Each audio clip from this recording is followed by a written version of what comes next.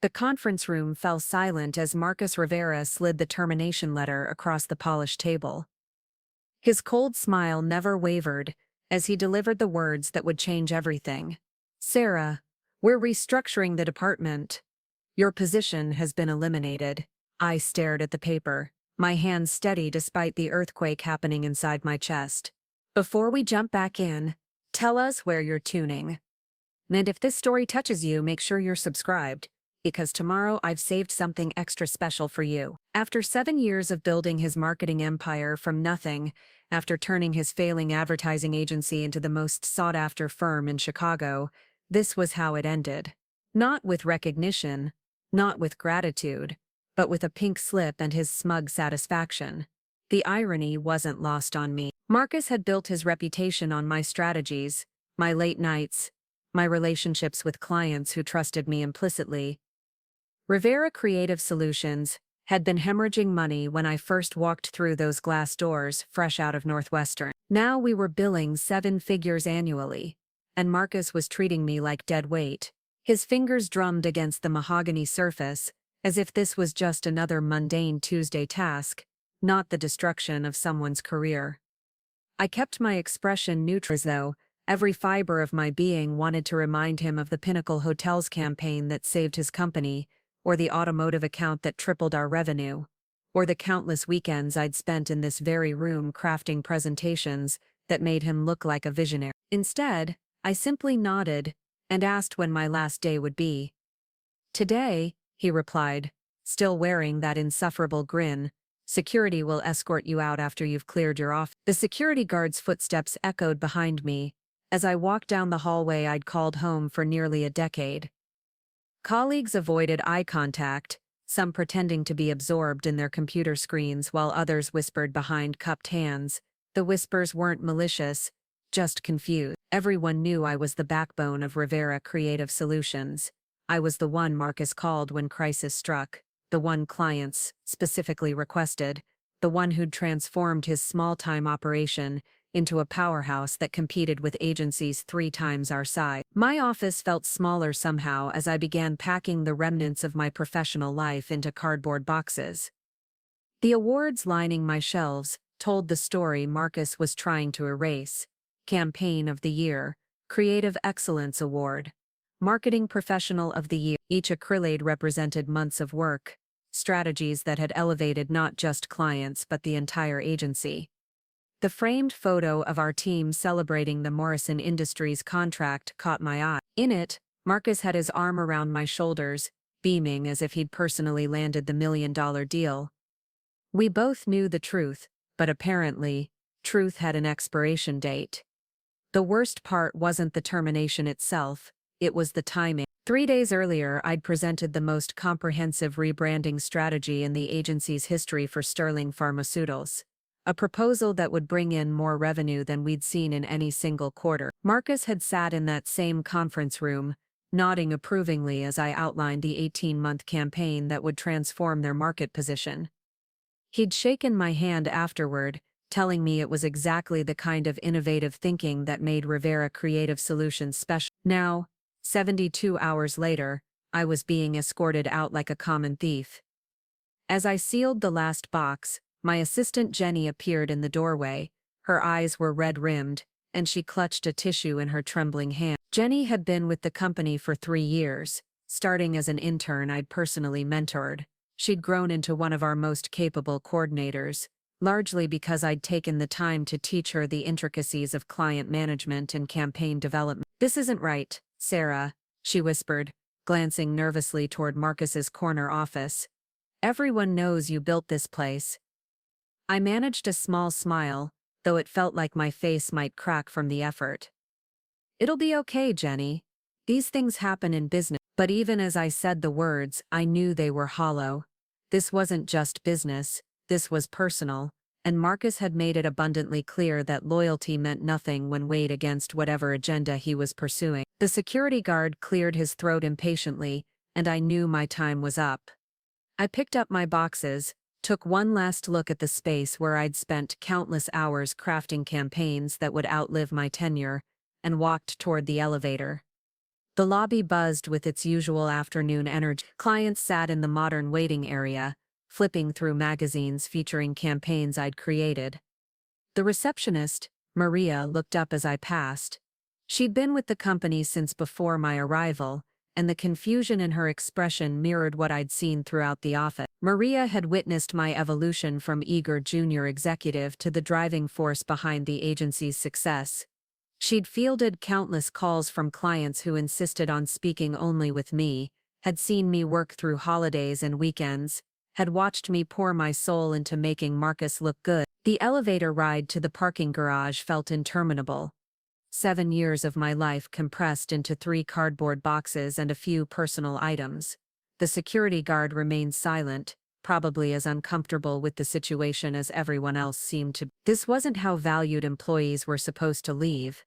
There should have been farewell lunches, transition meetings, some acknowledgement of the contributions I'd made. Instead, I was being disappeared as if I'd never existed at all. My silver Honda Civic looked smaller than usual in the executive parking section, dwarfed by the BMWs and Mercedes that belonged to Marcus and the other senior partners. I'd never cared about the car disparity before. I'd been focused on building something meaningful, on crafting campaigns that resonated with audiences and delivered results for clients.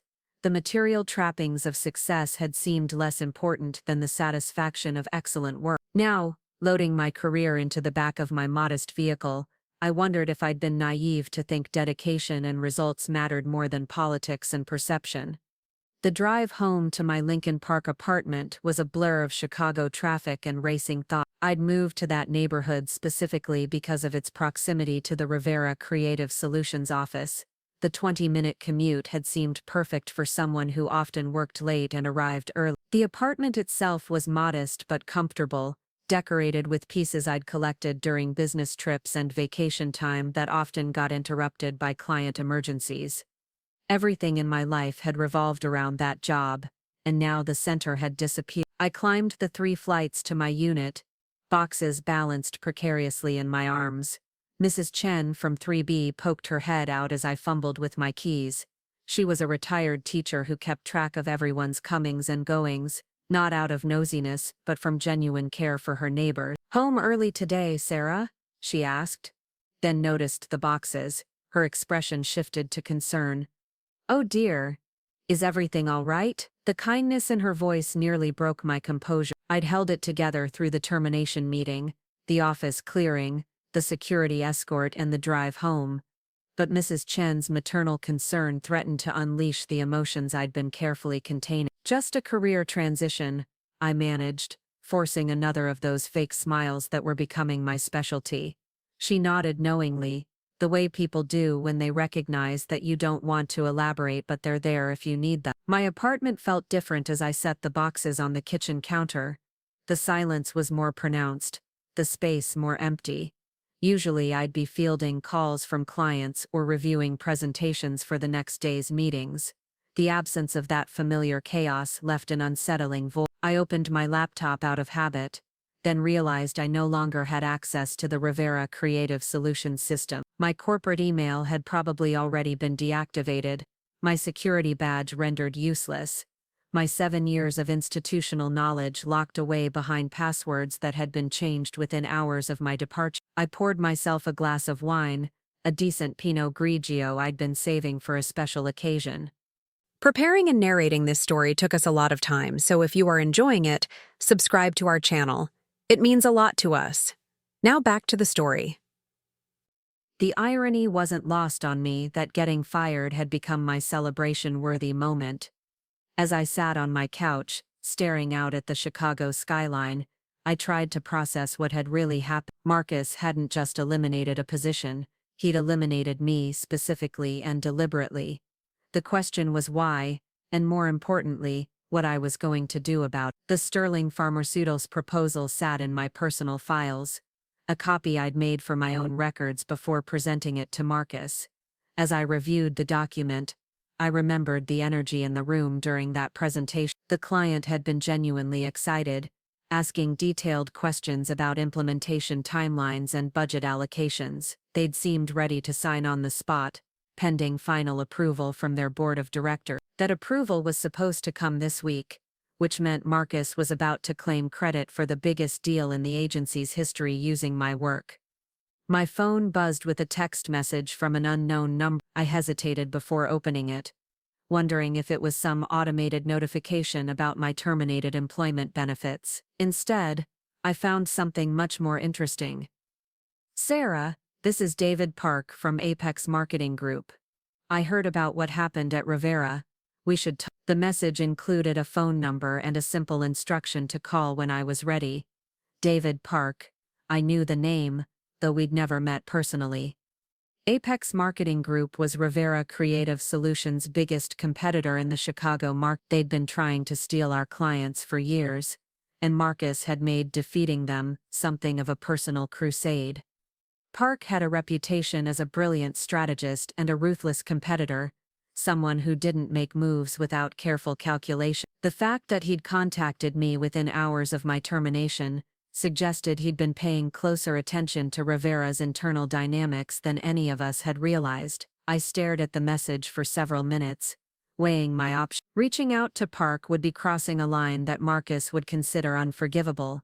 But then again, Marcus had already made his feelings about my value quite clear. He'd chosen to eliminate me rather than recognize my contributions, to erase 7 years of loyalty and results with a single conversation. Perhaps it was time to stop worrying about what Marcus would think and start considering what I wanted for my career. Before I could second-guess myself, I dialed the number.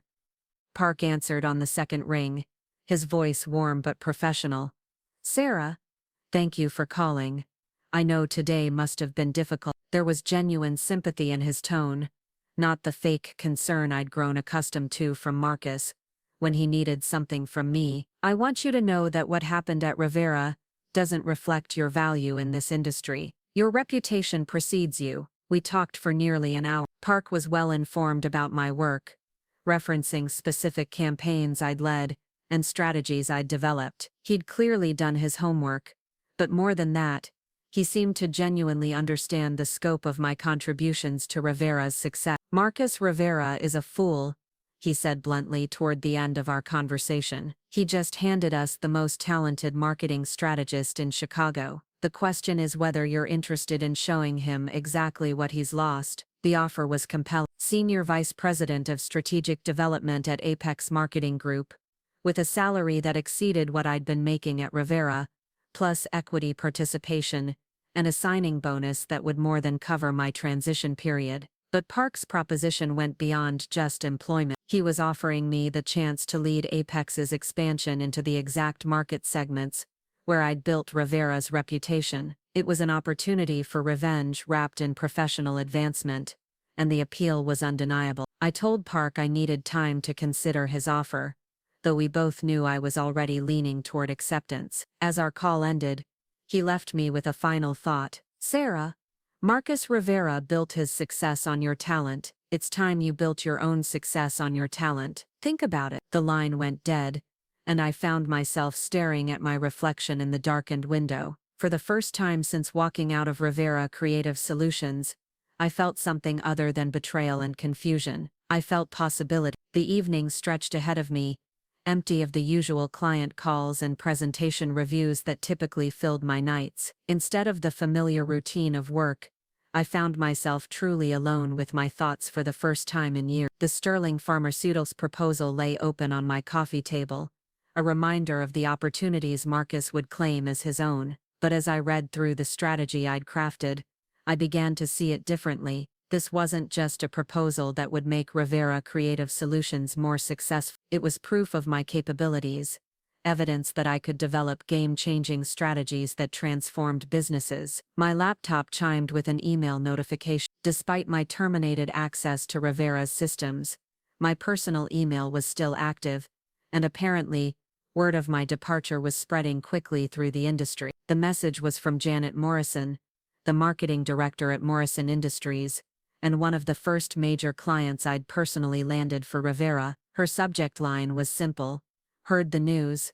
Let's talk soon. Janet and I had developed a strong professional relationship over the past 4 years. She'd specifically requested my involvement in every campaign we'd developed for Morrison Industries, often bypassing Marcus entirely to work directly with me on strategy and implementation. The account had grown from a modest six-figure annual retainer to one of Rivera's largest revenue sources, and Janet had been vocal about her satisfaction with the results we'd achieved together. Her email suggested that client relationships I'd built might not automatically transfer to whoever Marcus designated as my replacement. Over the next hour, 3 more similar messages arrived. Tom Rodriguez from Pinnacle Hotels, asking if the rumors about my departure were true. Lisa Chang from Chicago Metro Credit Union, expressing concern about the continuity of their upcoming campaign. Michael Torres from Velocity Automotive, wondering who would be handling their account moving forward. Each message represented years of relationship building, trust earned through consistent results, and personal attention to their business needs. The pattern was becoming clear. These clients hadn't just been working with Rivera Creative Solutions, they'd been working with me. Marcus might have his name on the door and his signature on the contracts, but the relationships that drove the agency's success were personal connections I'd cultivated through late-night strategy sessions, weekend brainstorming meetings, and the kind of dedicated service that went far beyond what was outlined in any retainer agreement. I drafted careful responses to each client, thanking them for their concern and assuring them that their campaigns would continue without interruption. It was the professional thing to do, the ethical response that maintained Rivera's client relationships, even though Marcus had shown no such consideration for my career. But as I typed those diplomatic words, I couldn't shake the feeling that I was protecting someone who had just stabbed me in the back. My phone rang again. This time, the caller ID showed Jenny's personal number. My former assistant's voice was barely above a whisper when I answered. "Sarah, I'm sorry to bother you at home, but something's happening here that you need to know about." She paused and I could hear office noise in the background. Marcus just announced that he's promoting Amanda Walsh to creative director effective immediately. Amanda Walsh. The name hit me like a physical blow. Amanda was Marcus's girlfriend, a fact that was supposed to be confidential but was obvious to anyone who paid attention to their interaction. She'd joined Rivera Creative Solutions 8 months ago as a junior account executive, despite having minimal experience and a resume that didn't begin to qualify her for the role. I'd been asked to mentor her, to help her develop the skills she'd need to succeed in our competitive environment. The mentoring had been challenging, not because Amanda was unwilling to learn, but because her expectations seemed disconnected from the reality of what our work required. She'd expected immediate recognition for efforts that were at best competent. She'd pushed for client-facing responsibilities before mastering the basics of campaign development. Most frustratingly, she'd begun taking credit for collaborative work, presenting ideas we'd developed together as her own innovation. Now she was being promoted to the position that should have been the natural next step in my own career progression. Creative director was the role I'd been working toward for the past 2 years, taking on additional responsibilities and leading larger campaigns to demonstrate my readiness for senior leadership. Instead, Marcus was handing that opportunity to someone whose primary qualification seemed to be her relationship with him rather than her professional capabilities. Jenny's voice brought me back to the moment. "Sarah, everyone's talking about. Nobody understands how she's qualified for that role. People are asking questions about whether this has something to do with your termination." She lowered her voice even further. "I think Marcus is trying to reshape the entire agency around Amanda. Your termination might just be the beginning." The pieces were falling into place. Marcus hadn't eliminated my position because of budget constraints or departmental restructuring. He'd eliminated me because I represented an obstacle to his plans for Amanda's advancement. My experience, my client relationships, and my track record made it impossible to promote her without raising questions about favoritism and qualification. By removing me from the equation, Marcus could elevate Amanda without the uncomfortable comparisons that would highlight her lack of experience. After ending the call with Jenny, I sat in my darkened living room, processing the full scope of what had happened. This wasn't just about losing a job, it was about being sacrificed to enable Marcus's personal relationship, about having 7 years of dedication dismissed to make room for someone who hadn't earned the opportunity being handed to her. The betrayal felt more complete now, more personal than even the termination itself. I picked up my phone and scrolled to David Park's number. He'd said to call when I was ready, and I was definitely ready now. But as my finger hovered over the call button, I realized this decision would change everything. Once I crossed this line, there would be no going back to the career I'd built at Rivera Creative Solutions. I'd be starting over, but more than that, I'd be actively competing against the agency I'd helped build. The Sterling Pharmaceuticals proposal caught my eye again. In a few days, Marcus would present my strategy as his own work, would take credit for the innovative thinking that had impressed the client, would add their substantial retainer to his list of personal achievements. Amanda would probably be given some ceremonial role in the implementation, allowing Marcus to further inflate her resume with accomplishments she hadn't earned. That thought made my decision easy. I dialed David Park's number. He answered immediately, as if he'd been waiting for my call. "Sarah, I was hoping to hear from you tonight. Have you had time to consider our conversation?" His tone was professional but expectant, and I could sense that he understood something significant had shifted since our earlier discussion. "I'm interested," I said, surprised by how steady my voice sounded. "When can we meet to discuss the details?" There was a pause, then I heard what sounded like satisfaction in his voice. "How about tomorrow morning? I think you'll find our offer even more compelling after what I've learned about Rivera's latest personnel decisions." So Park already knew about Amanda's promotion. The Chicago marketing community was smaller than most people realized, and news traveled quickly among the senior executives who moved between agencies and clients. Marcus probably thought he was making strategic moves in private, but his actions were being observed and analyzed by competitors who understood the implications better than he did. We scheduled a meeting for 10 o'clock the next morning at Apex Marketing Group's downtown office. As I ended the call, I felt a strange combination of excitement and trepidation. 24 hours ago, I'd been a loyal employee building someone else's dream. Now I was about to become a competitor, armed with insider knowledge and industry relationships that could shift the balance of power in Chicago's marketing landscape. The rest of the evening passed in a blur of planning and preparation. I reviewed my portfolio,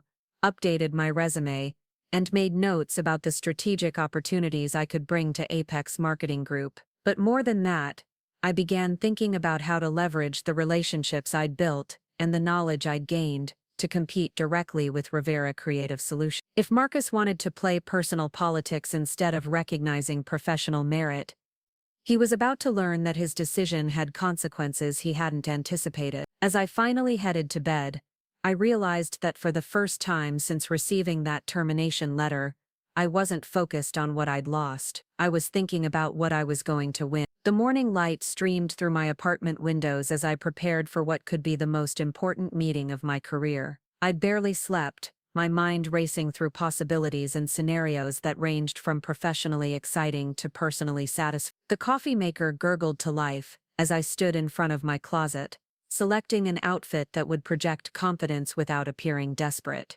Navy blue blazer, crisp white shirt, charcoal slacks, professional but not trying too hard. I wanted David Park to see me as the solution to his problems, not as someone running from mine. My reflection in the bathroom mirror looked composed, but I could see the fire burning behind my eyes. Yesterday's shock had crystallized into something sharper, more focused. Marcus had made his choice, and now I was free to make mine. The woman staring back at me wasn't the same person who had loyally served Rivera Creative Solutions for 7 years. She was someone with nothing left to lose and everything to gain. The commute to Apex Marketing Group's offices took me through downtown Chicago, past the gleaming towers that housed the city's most powerful advertising agency. I'd walked these streets countless times for client meetings, industry events, and the occasional poaching attempt from competing firms. Today felt different. I wasn't representing Rivera Creative Solutions anymore. I was representing myself, and that realization was both terrifying and exhilarating. Apex Marketing Group occupied 15 floors of a glass and steel monument to corporate ambition. The lobby was all marble and chrome, designed to intimidate visitors and impress potential clients. A massive digital display showcased their recent campaigns, including several that had directly competed with work I'd done at Rivera. The receptionist, a polished young woman with an MBA from Northwestern, directed me to the executive elevator with the kind of deference typically reserved for very important people. I was beginning to understand that my reputation in the industry was larger than I'd realized. David Park's office occupied a corner of the 32nd floor, with panoramic views of Lake Michigan and the Chicago skyline. He was younger than I'd expected, maybe 40, with the kind of sharp intelligence that radiated from his dark eye. His handshake was firm without being aggressive, his smile genuine without being overly familiar. Everything about him suggested competence and confidence, qualities that had been in short supply in my recent interactions with Marcus. "Sarah, thank you for coming," he said, gesturing toward a seating area that was clearly designed for important conversations. "I hope you don't mind, but I've asked Janet Rodriguez from our strategic planning team to join us. I think you'll find her insights valuable." Janet Rodriguez emerged from an adjoining conference room, and I recognized her immediately. She'd been Marcus's biggest rival at Northwestern's business school, and their professional paths had crossed several times over the years. If anyone understood Rivera Creative Solutions' vulnerabilities, it would be Janet.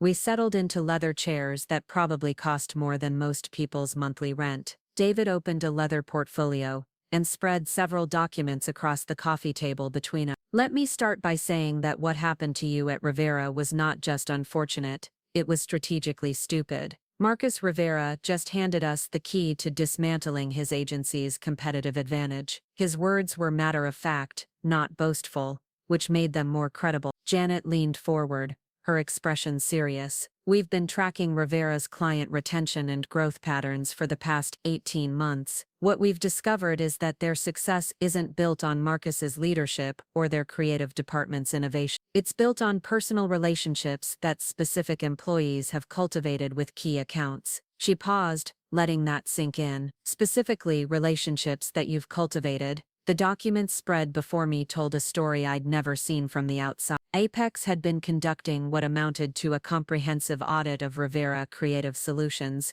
tracking client satisfaction scores, campaign performance metrics, and employee turnover patterns. The data painted a picture of an agency that was successful despite its leadership, not because of it. More importantly, it showed that my departure would create vulnerabilities that a sophisticated competitor could exploit. David picked up a detailed analysis that made my pulse quicken. 83% of Rivera's major accounts have specifically requested your involvement in their campaigns over the past 2 years. 67% of their new business presentations have featured strategies that originated from your team. And here's the most interesting statistic.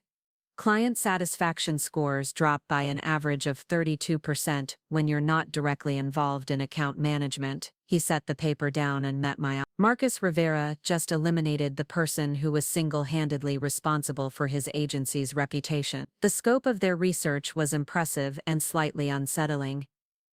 Apex had been studying Rivera Creative Solutions with the kind of thoroughness typically reserved for hostile takeover. They knew details about internal operations that most employees wouldn't have access to, which suggested they had sources inside the agency providing information. The thought that someone at Rivera had been feeding intelligence to the competition should have troubled me more than it did. Janet opened another folder revealing what appeared to be organizational charts and financial projections. "We believe Rivera Creative Solutions is about to enter a period of significant instability. Your termination was just the beginning. Based on our analysis of Marcus's decision-making patterns and his recent personnel choices, we anticipate additional departures from key employees who won't want to work under the new leadership structure." She glanced at David before continuing. "We want to be positioned to capitalize on that instability." The conversation was moving beyond a simple job offer into something more complex and strategic. Apex wasn't just trying to hire me, they were preparing to systematically dismantle Rivera Creative Solutions by exploiting the weaknesses that Marcus's poor judgment had created. It was corporate warfare disguised as recruitment, and I was being offered the chance to be their primary weapon. David stood and walked to the floor-to-ceiling windows, his hands clasped behind his back as he gazed out at the city. Sarah, I'm going to be direct with you because I think you deserve honesty after what you've experienced. We've been planning to make a move against Rivera for months, but we needed the right catalyst. Your termination isn't just an opportunity for us to acquire exceptional talent, it's the opening we've been waiting for to establish Apex as the dominant marketing agency in Chicago. The audacity of their plan was breathtaking. They weren't just offering me a job, they were inviting me to help them destroy the agency I'd spent 7 years building. The ethical implications should have given me pause, but I found myself thinking about Amanda Walsh sitting in the creative director role I'd earned, about Marcus claiming credit for strategies I'd developed, about 7 years of loyalty being discarded for personal convenience. Janet returned to her seat, pulling out what appeared to be a comprehensive client list. We've identified 17 Rivera accounts that are potentially vulnerable to acquisition. These are clients who have worked primarily with you, who have expressed dissatisfaction with other aspects of Rivera's service, or who have indicated openness to exploring alternative agency relationships. She highlighted several names that I recognized immediately. With your knowledge of their business needs and your existing relationships, we believe we could successfully transition at least 60% of these accounts to Apex within 6 months. The numbers were staggering. 60% of Rivera's major accounts would represent millions in annual revenue, enough to seriously damage Marcus's agency while significantly boosting Apex's market position. It would be a complete reversal of fortune, transforming Apex from a strong competitor into the market leader while reducing Rivera to a struggling also-ran. David returned to his seat, his expression serious but not unkind. I want to be clear about what we're discussing here. This isn't just about hiring you and letting you settle into a comfortable senior position. We're talking about actively competing for business that Rivera currently handles, using your expertise and relationships to outmaneuver them in the market. It's aggressive, it's competitive, and it's going to require someone who's committed to winning. The word winning resonated with something deep inside me. I'd been winning for Marcus Rivera for 7 years, building his reputation and his business while receiving minimal recognition for my contributions. The thought of finally winning for myself, of using my skills and knowledge to build something I could take pride in, was intoxicating. But there was something else driving my interest, something less noble but equally powerful. The desire to see Marcus face the consequences of his decisions. What kind of timeline are we talking about? I asked, surprised by how calm my voice sounded despite the adrenaline coursing through my system. David and Janet exchanged a look that suggested they'd been hoping I'd ask that question. We'd want you to start immediately, David replied. Tomorrow, if possible. The longer we wait, the more time Marcus has to stabilize his operations and minimize the damage from your departure. Right now he's probably scrambling to reassign your accounts and maintain client relationships. If we move quickly, we can approach those clients while they're still uncertain about Rivera's ability to serve their needs. The speed of their proposed timeline was dizzying. 24 hours ago, I'd been a Rivera employee preparing for another routine day of building Marcus's empire. Now I was being asked to join a competitor and immediately begin dismantling that same empire. The transition would be jarring, but it also meant I wouldn't have time to second-guess my decisions or lose momentum. Janet opened her laptop and pulled up a presentation that had clearly been prepared specifically for this meeting. "Let me show you exactly how we envision this working," she said, clicking through slides that detailed Apex's expansion strategy. We've identified 3 primary phases for integrating your expertise into our operations while simultaneously pursuing Rivera's accounts. The first phase involved what they called relationship activation. Within the first 30 days, I would reconnect with key contacts at Rivera's major accounts, ostensibly to maintain professional relationships, but actually to assess their satisfaction with current service and gauge their openness to exploring alternatives. It was a delicate process that would require careful navigation to avoid accusations of client stealing while still positioning Apex as a viable option. Phase 2 was more aggressive. Using insights gathered during the relationship activation period, Apex would develop targeted proposals for accounts that showed signs of dissatisfaction or vulnerability. These wouldn't be generic pitches, but highly customized presentations that demonstrated deep understanding of each client's specific needs and challenges. My insider knowledge of Rivera's operations would allow us to identify weaknesses in their service delivery and position Apex as the solution. The third phase was what Janet called market repositioning. As Apex successfully acquired Rivera's former accounts, we would leverage those victories to attract new business from companies that had never worked with either agency. The goal was to establish Apex as not just a competitor to Rivera but as the clear market leader in Chicago's advertising landscape. David leaned back in his chair, watching my reaction to Janet's presentation. The beauty of this strategy is that it doesn't require us to do anything unethical or illegal. We're simply offering superior service to clients who may be dissatisfied with their current agency. The fact that you have existing relationships with those clients and intimate knowledge of their needs just makes us more effective competitors. The rationalization was smooth, but I understood the reality. This was corporate warfare, pure and simple. Apex was preparing to systematically strip Rivera Creative Solutions of its most valuable assets, its clients, its reputation, and its market position. My role would be to serve as both intelligence source and relationship bridge, making the transition as seamless as possible for clients while maximizing the damage to Marcus's agency. What about non-compete agreements? I asked, thinking about the contract I'd signed when joining Rivera. I'm sure there are legal considerations that could complicate this approach. Janet smiled, pulling out another document. We've had our legal team review the standard Rivera employment agreement. Like most non-compete clauses in Illinois, theirs is overly broad and probably unenforceable. Illinois courts have consistently ruled that employees have the right to use their general skills and knowledge when moving to new positions. As long as we're not stealing trade secrets or proprietary information, we're on solid legal ground. The legal analysis was thorough and reassuring, but I realized it also revealed how long Apex had been planning this move. They'd researched Rivera's employment agreements, studied Illinois employment law, and prepared comprehensive responses to potential legal challenges. This wasn't a spontaneous reaction to my availability.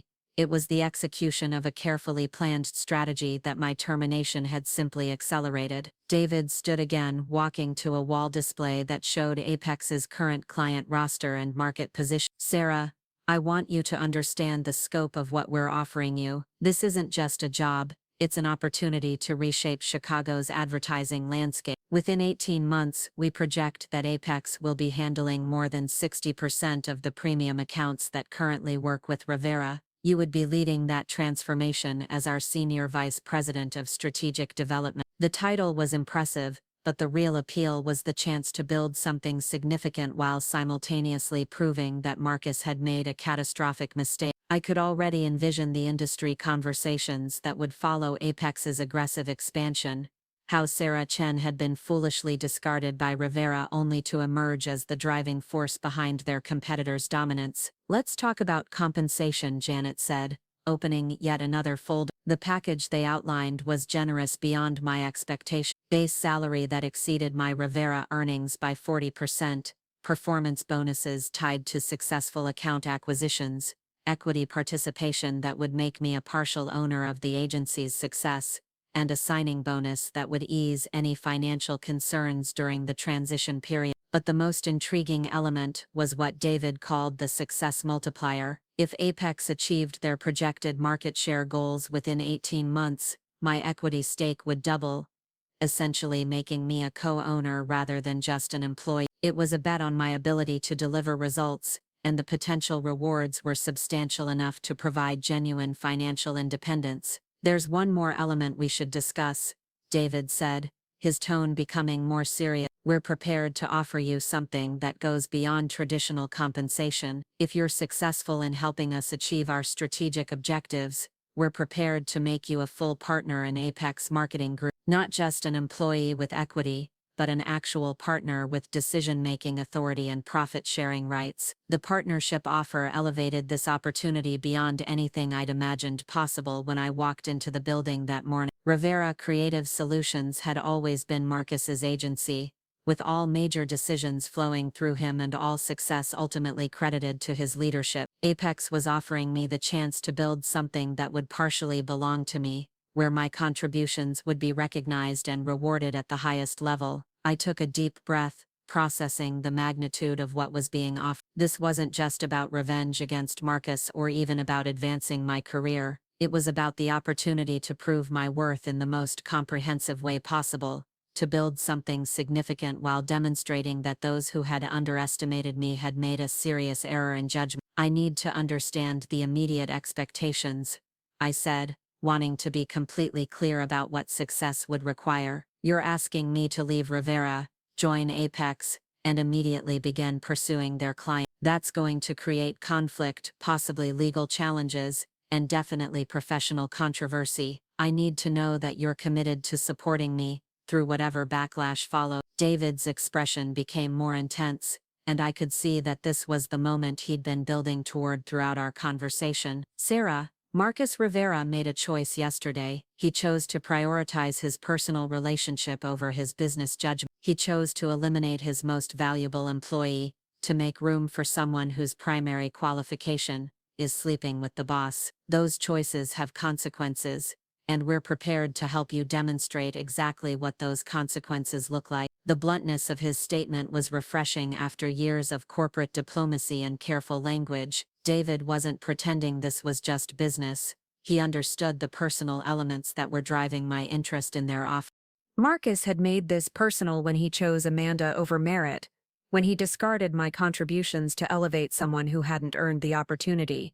Janet closed her laptop and leaned forward.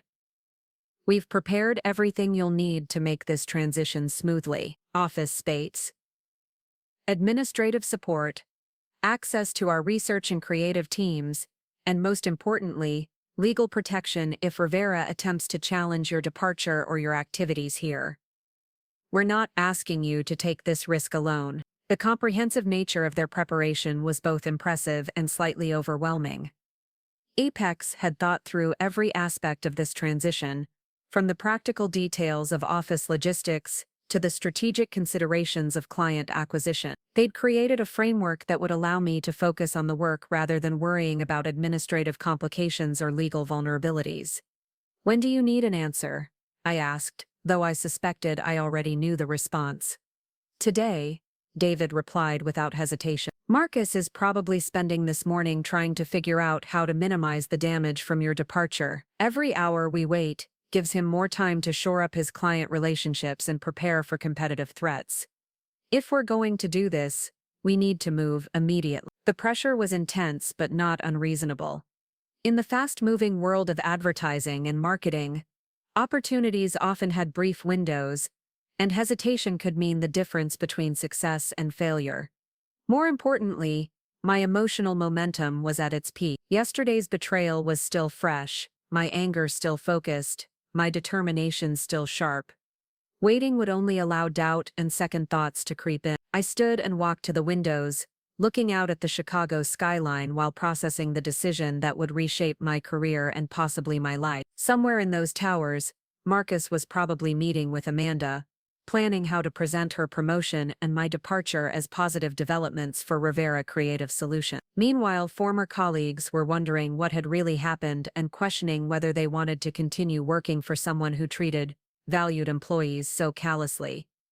The view from Apex's offices was spectacular, offering a perspective on the city that I'd never experienced before. From this vantage point, Rivera Creative Solutions looked smaller, less imposing, more vulnerable than it had seemed when I was inside looking out. The psychological shift was subtle but significant. I was no longer seeing myself as someone who had been cast out, but as someone who had been liberated to pursue bigger opportunities. I have one condition, I said, turning back to face David and Jan. They both straightened, clearly prepared for whatever negotiation might follow. I want to personally present our proposals to every Rivera client we pursue, not just provide background information or strategic advice, but actually sit across the table and make the case for why they should move their business to Apex.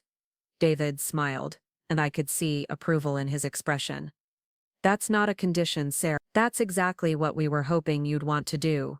Your relationships with those clients are our greatest competitive advantage. Having you personally involved in every acquisition conversation maximizes our chances of success, while sending a clear message about the caliber of talent that Apex attracts. The confirmation that my direct involvement was central to their strategy reinforced my sense that this opportunity was about more than just changing jobs. It was about proving my value in the most public and comprehensive way possible, demonstrating to the entire industry that Marcus had made a fundamental miscalculation when he chose to eliminate me. Janet reopened her laptop and pulled up what appeared to be a calendar application. If you're ready to move forward, we can have everything finalized within 2 hours. Legal documents, office setup, system access, and a complete briefing on our immediate target opportunities. You could literally start making client calls this afternoon. The speed was dizzying, but it also felt appropriate.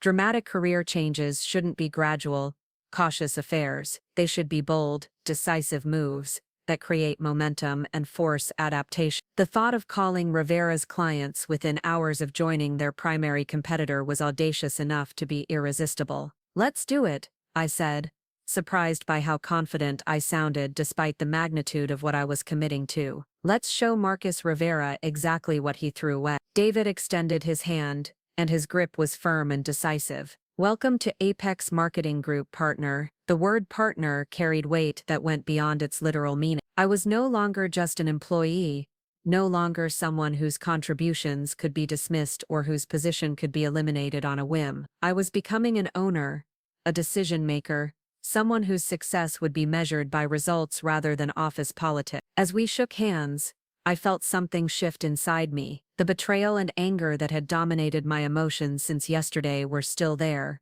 but they were being joined by something more powerful: anticipation. Marcus had thought he was ending my story when he handed me that termination letter. Instead, he had simply ended the chapter where I was building his dreams. The next chapter would be about building my own. Janet was already pulling out signature pages and legal documents, her efficiency suggesting that Apex had been prepared for this moment long before yesterday's events had made it possible. Within minutes, I was signing agreements that would transform me from Rivera's former employee into their most dangerous competitor. The administrative details passed in a blur of signatures, system passwords, and orientation material. But throughout the process, my mind was already racing ahead to the conversations I would have with Rivera's clients, the proposals I would develop, and the satisfaction I would feel when Marcus realized that his poor judgment had cost him everything he'd worked to build. By the time we finished the paperwork, it was approaching noon, and my new colleagues were already discussing which clients to approach first and how to structure our initial outreach.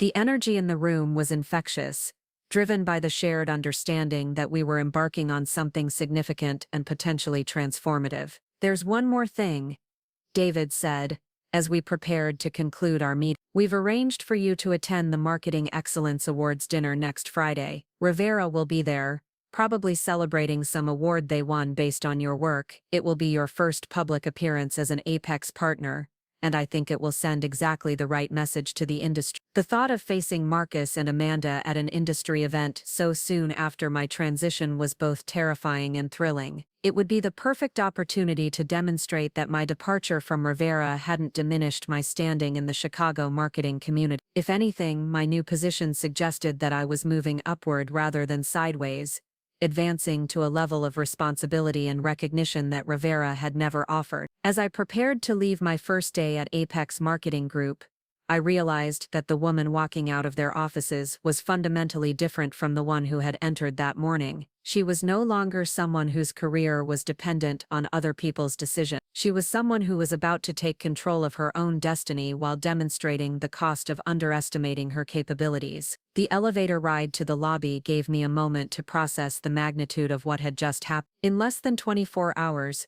I'd gone from terminated employee to strategic partner in Rivera's biggest competitor. It was a transformation that would have seemed impossible yesterday morning, but felt absolutely inevitable now. As I stepped onto the Chicago streets, my phone buzzed with a text message from an unknown number. The message was simple but significant. "Heard you landed at Apex, smart move. Looking forward to working together again." It was signed by Tom Martinez, the creative director at Morrison Industries, one of Rivera's largest accounts. The message suggested that word of my move was already spreading through the industry network, and that some of Rivera's clients were viewing my transition as an opportunity rather than a disruption. It was the first indication that the strategy we'd outlined in David's office might be even more effective than we'd projected. I smiled as I headed toward my car, already planning the conversations I would have with Rivera's clients and the proposals I would develop to demonstrate Apex's superior capabilities. Marcus Rivera had made his choice yesterday. Now it was time for his clients to make theirs. Walking into my new office at Apex Marketing Group felt like stepping into a parallel universe where my talents were not only recognized but strategically leveraged. The space was twice the size of what I'd had at Rivera, with floor-to-ceiling windows overlooking Grant Park and a conference table that could accommodate the kind of high-level client meetings I'd always believed I deserved. Janet had outdone herself in preparing everything I would need, from top-tier technology to a research team that had already compiled comprehensive dossiers on Rivera's most vulnerable accounts. My first official act as Senior Vice President of Strategic Development was reviewing the intelligence Apex had gathered on Rivera Creative Solutions over the past 6 months. The depth of their surveillance was remarkable and slightly unsettling. They knew about Marcus's gambling habits, Amanda's complete lack of industry experience, the growing discontent among Rivera's senior staff, and most importantly, the specific pain points that various clients had expressed during what they thought were confidential conversations. The Morrison Industries file was particularly revealing. Tom Martinez, their creative director, had apparently expressed frustration with Rivera's account management during a private conversation with his counterpart at Apex during last month's industry mix. He'd specifically mentioned feeling like his company's needs were being overlooked in favor of flashier clients, and had wondered aloud whether Rivera was still the right fit for their growing organization. The intelligence suggested that Morrison Industries wasn't just vulnerable to acquisition, they were actively questioning their current agency relationship. My phone rang before I could fully digest the implications of what I was reading. The caller ID showed a number I recognized immediately. Janet Morrison, the marketing director at Morrison Industries and one of the first clients I'd personally brought to Rivera. My pulse quickened as I answered, wondering whether she was calling to express concern about my departure or something more significant. Sarah, her voice carried a warmth that immediately put me at ease. I heard through the grapevine that you've landed somewhere exciting. I was hoping we could grab coffee and catch up. The casual tone didn't fool me. Janet Morrison was one of the shrewdest marketing professionals in Chicago, and she didn't make casual phone calls to former agency contacts. This was reconnaissance, and possibly opportunity. We arranged to meet at a small cafe in Lincoln Park, far enough from the downtown advertising district to avoid unwanted attention, but convenient enough for both of us to reach easily. As I prepared for the meeting, I realized this would be my first test of the strategy David and Janet had outlined. How I handled this conversation would set the tone for every client interaction that followed, and determine whether Apex's aggressive expansion plans were realistic or overly optimistic. The cafe was nearly empty when I arrived, giving us the privacy we'd both need for whatever conversation was about to unfold. Janet was already seated at a corner table, looking every bit the successful executive in her perfectly tailored suit and subtle but expensive accessory. She stood to greet me with a genuine smile that suggested this meeting was more personal than professional, though I suspected that distinction would quickly blur. "You look fantastic," she said, as we settled into our seats. "Much more relaxed than the last time I saw you." There was an undertone to her comment that made me wonder exactly what she'd observed during our previous interactions at Rivera. Had my stress and frustration been more visible than I'd realized? Had clients been noticing signs of tension that I'd thought I was successfully concealing? We spent the first few minutes exchanging pleasantries and catching up on industry gossip, but I could sense Janet building towards something more substantial. She'd always been direct in her communication style, which was one of the reasons we'd worked so well together. When she finally shifted the conversation to business matters, her approach was characteristically straightforward. "I'll be honest with you, Sarah. Morrison Industries has been evaluating our agency relationships across all our marketing initiatives. We've grown significantly over the past 18 months, and we're not entirely convinced that our current partnerships are scaling effectively with our needs." She paused to sip her coffee, letting the implications settle between us. "Your departure from Rivera has accelerated some conversations we were already having internally." The opening was exactly what I'd hoped for, but I forced myself to respond carefully. Janet was testing my professionalism and my intentions. trying to determine whether I was someone who could be trusted with sensitive business information, or merely a disgruntled former employee looking to cause trouble for her previous employer. How I handled this moment would determine whether she saw me as a potential solution or a potential liability. "I appreciate your candor," I replied, maintaining a neutral tone despite my excitement. "I've always valued our professional relationship, and I want you to know that my departure from Rivera was completely amicable. I simply received an opportunity that better aligned with my career goals and offered more potential for growth." The lie came easily, polished by necessity and strategic thinking. Janet studied my expression, clearly evaluating my response for signs of bitterness or unprofessionalism. After a moment, she leaned forward slightly, lowering her voice. "What can you tell me about Apex Marketing Group? We've been hearing interesting things about their capabilities, but we don't have any direct experience working with them." This was the moment I'd been preparing for since signing my partnership agreement that morning. Janet wasn't just making conversation, she was conducting a preliminary evaluation of Apex as a potential agency partner. Morrison Industries represented nearly $2 million in annual billings for Rivera, and Janet was essentially offering me the opportunity to pitch for that business on my first day at my new firm. I spent the next 20 minutes outlining Apex's capabilities, their client portfolio, and their strategic approach to integrated marketing campaigns. But more importantly, I focused on the specific advantages they could offer Morrison Industries: dedicated senior-level attention, innovative digital strategies, and the kind of collaborative partnership that large agencies often struggled to maintain as they grew. I was careful not to criticize Rivera directly, instead positioning Apex as simply offering a different and potentially superior approach. Janet's questions were probing and sophisticated,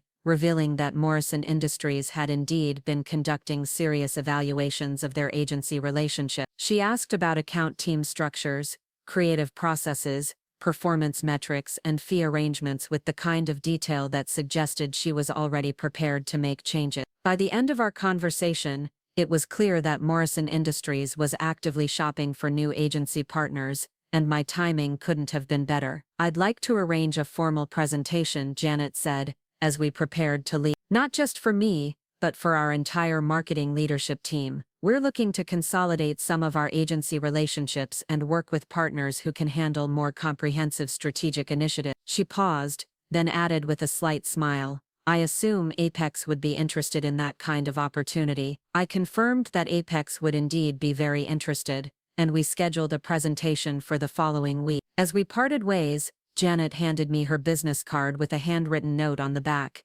"Looking forward to seeing what you can do when you're truly empowered." The message was both encouraging and revealing, suggesting that she'd recognized the constraints I'd been operating under at Rivera, and was curious about what I might accomplish with greater authority and resources. The drive back to Apex felt like a victory lap. I'd successfully navigated my first client interaction as a partner, and Morrison Industries was clearly ready to move their business away from Rivera. But more than that, Janet's enthusiasm suggested that other Rivera clients might be similarly open to exploring alternatives, especially when those alternatives included working directly with me in a more senior capacity. David was waiting in my office when I returned, his expression expectant, but trying to appear casual. "How did it go?" he asked, though his body language suggested he was more invested in the answer than his tone indicated. I filled him in on the conversation, including Janet's request for a formal presentation, and her comments about consolidating agency relationships. His reaction was everything I'd hoped for.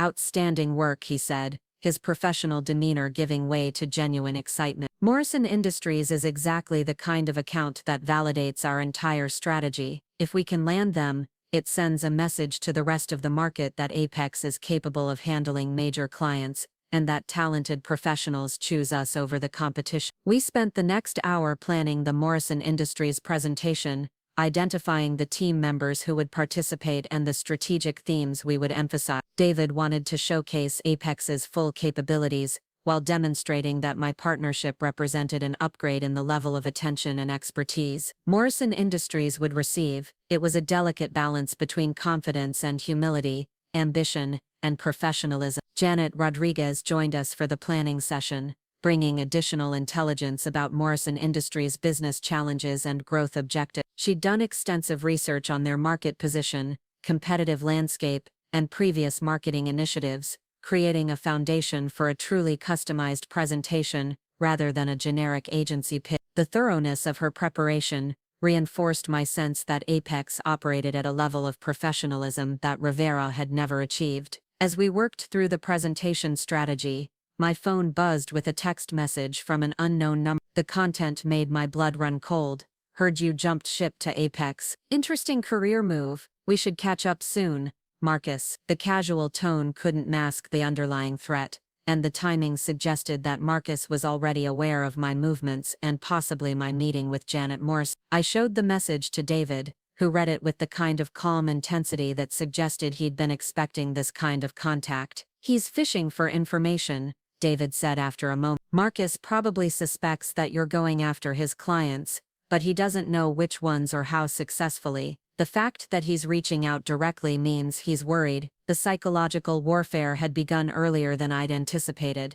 but I felt ready for whatever Marcus might attempt. His text message revealed more about his state of mind than mine, suggesting that he was already feeling pressure from my departure and scrambling to understand the full scope of the threat Apex represented. The fact that he felt compelled to reach out personally indicated that the situation was serious enough to warrant his direct attention. Janet looked up from her notes, with a slight smile. Marcus Rivera always was prone to overplaying his hand when he felt threatened. The fact that he's already trying to intimidate you suggests that he understands the competitive implications of your move better than he's probably willing to admit publicly. Her assessment aligned with my own understanding of Marcus's psychology. He'd built his agency through a combination of talent acquisition and aggressive competition, but he'd never faced a threat from someone who knew his operations as intimately as I did. The dynamic was unprecedented in his experience, and his early outreach suggested that he was already feeling out of his depth. I decided not to respond to Marcus's message immediately, instead focusing on the Morrison Industries presentation and allowing him to wonder about my intention. The certainty would likely increase his anxiety and potentially lead to strategic mistakes that Apex could exploit. Sometimes the most effective response was no response at all, especially when dealing with someone whose ego required constant validation and attention. The remainder of the afternoon was spent refining our presentation strategy and identifying additional Rivera clients who might be vulnerable to acquisition. Janet had prepared a comprehensive analysis of Rivera's account portfolio, ranking clients by their potential receptiveness to change, the strength of their relationship with Rivera, and the strategic value they would represent for Apex. Pinnacle Hotels emerged as our second highest priority target. They'd been working with Rivera for 3 years, but their account had been managed by a rotating series of junior executives, rather than receiving the senior-level attention that a client of their stature deserved. The intelligence suggested that their CEO, Patricia Wells, had expressed frustration with Rivera's account management approach during recent industry events, and might be open to exploring alternatives. The Sterling Pharmaceuticals opportunity was more complex, but potentially more rewarding. They were Rivera's largest account, representing nearly $3 million in annual billings, but their relationship was built primarily around a comprehensive rebranding strategy that I had personally developed. The campaign was scheduled to launch in 6 weeks, creating a narrow window for intervention, but also maximum potential impact if we could successfully convince them to move their business. As we discussed each potential target, I began to understand the full scope of what Apex was attempting. This wasn't simply about acquiring a few Rivera clients, it was about systematically dismantling Rivera's competitive position, while establishing Apex as the dominant agency in Chicago's marketing landscape. The strategy was ambitious to the point of being audacious, but the intelligence we had access to suggested it was also achievable. David called for a brief break in our planning session, giving me a moment to process the intensity of my first day as an Apex partner. The transformation from terminated employee to strategic leader had happened so quickly that I was still adjusting to the psychological shift. 24 hours ago, I'd been worried about my career prospects and financial security. Now I was planning competitive campaigns that could reshape the Chicago advertising industry. When we reconvened, Janet had prepared detailed profiles of the key decision-makers at each target company.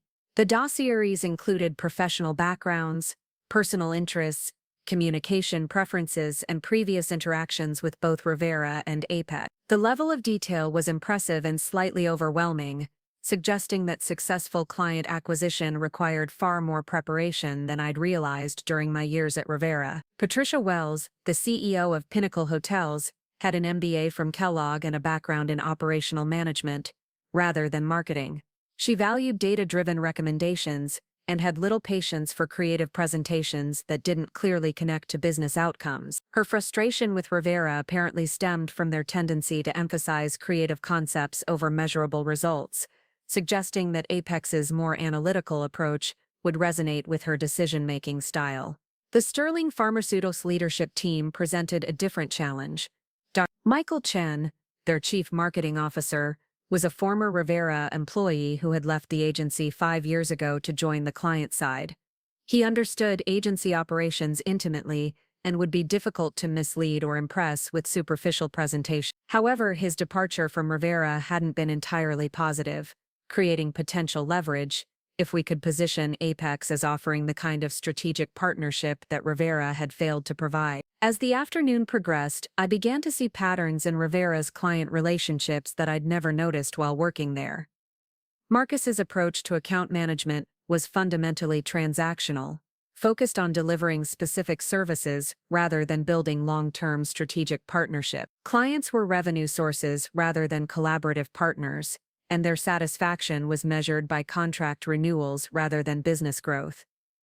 Apex's philosophy was markedly different. David and Janet spoke about clients as partners in mutual success, emphasizing long-term relationship building and shared strategic objectives. The difference wasn't just semantic, it represented a fundamentally different approach to agency-client relationships that could provide genuine competitive advantages in client acquisition and retention. My phone rang again, this time showing Jenny's number. My former assistant's voice was tense when I answered, suggesting that the situation at Rivera was deteriorating more quickly than anyone had anticipated. Sarah, I hope it's okay that I'm calling, but things here are getting really strange. Marcus has been in meetings all day, and Amanda is already making changes to some of your accounts. The news wasn't surprising, but it was concerning.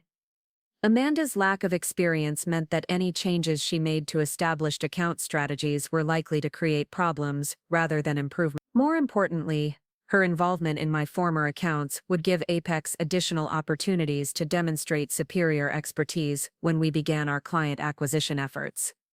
Jenny continued, her voice dropping to barely above a whisper. The Morrison Industries team is asking questions about their account management going forward. Tom Martinez called this morning, asking to speak with you specifically, and Marcus had to explain that you're no longer with the company. Tom didn't seem happy about that news. The confirmation that Tom Martinez was actively seeking my involvement in Morrison Industries account management was better than I'd dared hope. It suggested that my departure had created immediate concerns among Rivera's clients about the continuity and quality of service they could expect going forward. These concerns would provide natural opening for Apex to position itself as a more stable and reliable alternative. After ending the call with Jenny, I shared the information with David and Janet. Their reactions confirmed my sense that Rivera was already showing signs of instability that we could explore. David's expression was particularly satisfied, suggesting that the timeline for our competitive campaign might be accelerated based on the opportunities that Marcus's poor management was creating. We need to move faster than we originally planned, David said, pulling out his calendar. If Rivera's clients are already expressing concerns about account management, we should be ready to respond immediately, rather than waiting for our planned outreach timeline. Janet nodded in agreement. The Morrison Industries presentation should happen this week rather than next week. If Tom Martinez is actively asking questions about Sarah's departure, we want to give him answers before Marcus has time to develop damage control strategies. The acceleration of our timeline was both exciting and nerve-wracking. Moving quickly would maximize our competitive advantages but also increase the pressure to perform flawlessly in our initial client interaction. There would be no time for extensive rehearsals or strategic refinements. we would need to rely on our preparation and professional instincts to navigate complex client relationships. As the day drew to a close, I reflected on the magnitude of what had transpired since my termination from Rivera Creative Solutions. In less than 48 hours, I'd gone from unemployed to strategic partner in Rivera's primary competitor, with immediate opportunities to pursue the clients I'd helped Rivera acquire and retain. The transformation was so dramatic that it felt almost surreal. David walked me to the elevator as I prepared to leave for the day. "Sarah, I want you to know how impressed I am with your performance today. The Morrison Industries meeting was handled perfectly, and your insights into Rivera's vulnerabilities are already proving invaluable. I think we're going to accomplish something remarkable together." His praise was gratifying, but more importantly, it reinforced my sense that I'd made the right decision in joining APEX. The level of respect and professional recognition I was receiving stood in stark contrast to the dismissive treatment I'd experienced during my final months at Rivera. Marcus had viewed me as a replaceable employee. David saw me as an essential partner in building something significant. The elevator ride to the parking garage gave me a moment to process the emotional complexity of my situation. I was excited about the opportunities ahead, and satisfied by the prospect of demonstrating my value in such a public and comprehensive way. But I was also aware of the personal cost of what I was undertaking. Competing directly against Rivera meant potentially damaging relationships with former colleagues who hadn't been involved in Marcus's decision to terminate me. As I drove home through downtown Chicago, I passed the Rivera Creative Solutions building where I'd spent 7 years of my career. The windows were still lit, suggesting that my former colleagues were working late to manage the disruption my departure had created. I felt a complex mixture of guilt and satisfaction, understanding that their increased workload was an indirect consequence of my termination, but also evidence of my actual value to the organization. My apartment felt different when I arrived, no longer a refuge from workplace stress, but a base of operations for the competitive campaign I was about to launch. I opened my laptop and began reviewing the Morrison Industries presentation materials that Janet had prepared, familiarizing myself with every detail of their business challenges and strategic objectives. The Sterling Pharmaceuticals rebranding strategy that I'd developed for Rivera sat in my personal files,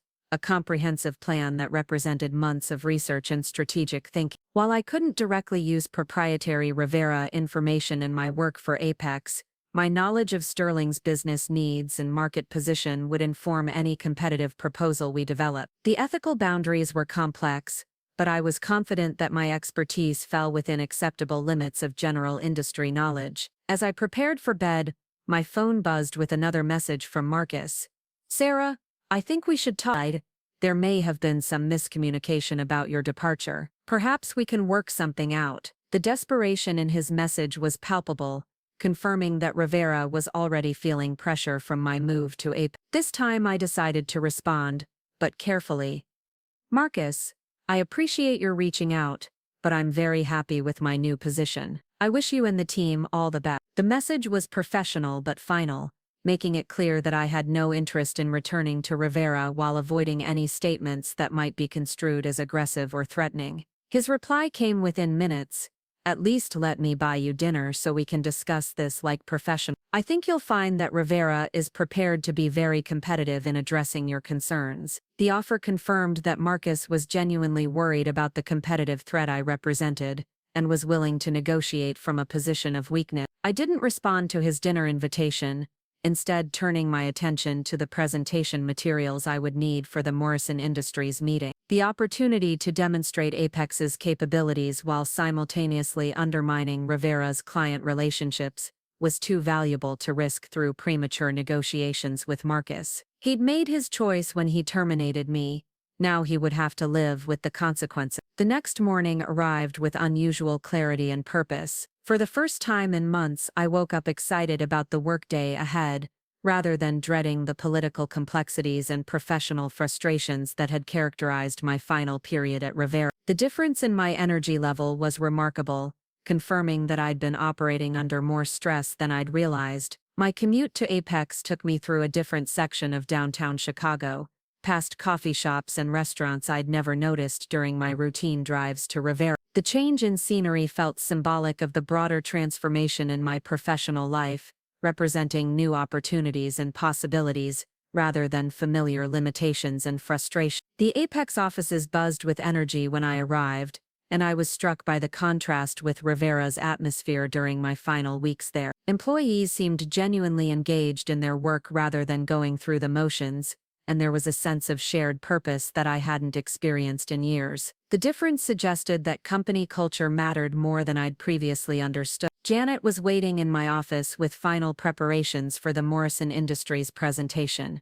which had been scheduled for that afternoon at their corporate headquarters. The speed of the meeting arrangement confirmed that Janet Morrison was serious about evaluating alternatives to Rivera and wanted to move quickly through her decision-making process. We spent the morning rehearsing our presentation and anticipating potential questions from Morrison Industries' leadership team. Janet Rodriguez had prepared comprehensive responses to likely concerns about transitioning from an established agency relationship to a new partnership, including detailed timelines for account migration and performance measurement protocol. The drive to Morrison Industries offices was filled with nervous energy and professional excitement. This presentation would be my first major test as an Apex partner, and would determine whether our aggressive strategy for competing with Rivera was realistic or overly optimistic. Success would validate everything we'd planned. Failure would force us to reconsider our entire approach. Morrison Industries occupied a gleaming office complex in the Loop,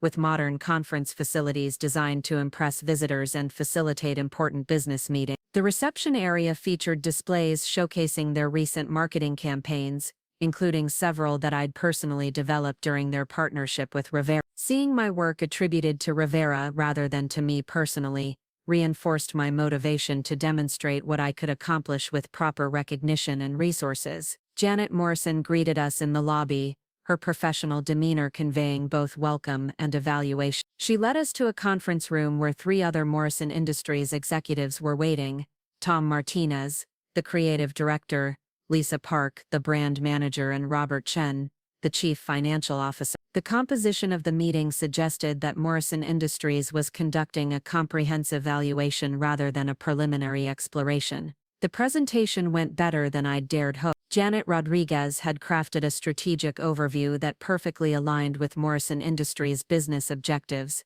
while I was able to provide specific insights into their market challenges and competitive opportunity. The combination of Apex's analytical capabilities and my understanding of Morrison's business needs created a compelling case for partnership. Tom Martinez's questions were particularly encouraging. He asked detailed questions about creative processes, account team structures, and performance measurement systems that suggested he was already thinking about practical implementation rather than merely evaluating theoretical capability. His engagement confirmed that Morrison Industries was serious about making a change, and that Apex was being considered as a legitimate alternative. The financial discussion with Robert Chen was equally positive. Apex's fee structure was competitive with Rivera's rates, while offering additional value through enhanced senior-level involvement and more comprehensive strategic services. The economics of switching agencies would be neutral or slightly positive for Morrison Industries, removing cost as a barrier to change. As the presentation concluded, Janet Morrison's body language and tone suggested genuine interest in moving forward. "This has been very enlightening," she said, looking around the table at her colleagues. "We'd like to check references and have some internal discussions, but we're definitely interested in exploring this partnership further." The drive back to Apex felt like a victory celebration. We'd successfully positioned the firm as a credible alternative to Rivera while demonstrating that my relationships with former clients could indeed translate into business opportunity. More importantly, Morrison Industries' enthusiasm suggested that other Rivera clients might be similarly receptive to our competitive offerings. David was waiting in the conference room when we returned, eager to hear about the presentation results. His reaction to our positive report was gratifying but also strategic. "Outstanding work," he said. "Now we need to leverage this momentum with our other target accounts. If Morrison Industries is this receptive, we should accelerate our outreach to Pinnacle Hotels and Sterling Pharmaceuticals. The success of our first major client presentation had validated Apex's competitive strategy and confirmed that my partnership with the firm could deliver the results we'd projected. But more than that, it had proven that Marcus's decision to terminate me was not just personally insulting but strategically catastrophic for Rivera Creative Solutions. As the afternoon progressed, we began planning our approach to Pinnacle Hotels and Sterling Pharmaceuticals, using the confidence gained from our Morrison Industries success to refine our competitive positioning. The momentum was building, and I could sense that we were approaching a tipping point where Rivera's client base would become genuinely vulnerable to systematic acquisition. My phone remained silent throughout the afternoon, suggesting that Marcus had finally realized that his attempts to negotiate a reconciliation were futile. The absence of contact felt liberating, confirming that I was truly free to pursue my new professional objectives without interference from my former employer. By the end of my second day at Apex Marketing Group, I understood that I wasn't just changing jobs or even changing careers. I was fundamentally altering the competitive landscape of Chicago's advertising industry while proving that talent and dedication could overcome political manipulation and personal favoritism. Marcus Rivera had thought he was eliminating a problem employee. Instead, he had created his most dangerous competitor. The call came at 7 in the morning, 3 days after our Morrison Industries presentation. Janet Morrison's voice carried an excitement that made my pulse quicken before she even delivered the news. "Sarah, we've made our decision. Morrison Industries wants to move forward with Apex Marketing Group as our primary agency partner, effective immediately." I closed my eyes, feeling a rush of satisfaction that went far deeper than professional achievement. This wasn't just about landing a major account. It was proof that my value as a strategic partner could drive real business results when properly leveraged. Morrison Industries represented nearly $2 million in annual revenue that would now flow to Apex instead of Rivera, and more importantly, it demonstrated that Marcus's clients were willing to follow me to a competitor. "That's fantastic news, Jan. We're thrilled to have the opportunity to work with Morrison Industries in this expanded capacity." I kept my voice steady despite the adrenaline coursing through my system. "How would you like to handle the transition from Rivera?" Her response revealed the magnitude of what we'd accomplished. "We're terminating our contract with Rivera Creative Solutions today. Tom Martinez is handling the notification call with Marcus Rivera this morning, and we'd like to schedule a kickoff meeting with your team by the end of the week." The speed of Morrison Industries' decision-making process was breathtaking. Most agency transitions involved months of evaluation, negotiation, and gradual implementation. Janet Morrison was essentially firing Rivera and hiring Apex within a week of our initial presentation, suggesting that their dissatisfaction with Rivera had been building for longer than any of us had realized. Within an hour of Janet's call, my phone was buzzing with messages from contacts throughout the Chicago advertising community. Word of Morrison Industries' agency change was spreading quickly, and the implications were being analyzed by everyone who understood the competitive dynamics between Rivera and Apex. Some messages were congratulatory, others were curious, and a few carried undertones of concern about the aggressive nature of our client acquisition strategy. David appeared in my office doorway with a grin that could have lit up the entire building. "I just heard the news about Morrison Industries. Outstanding work, Sarah.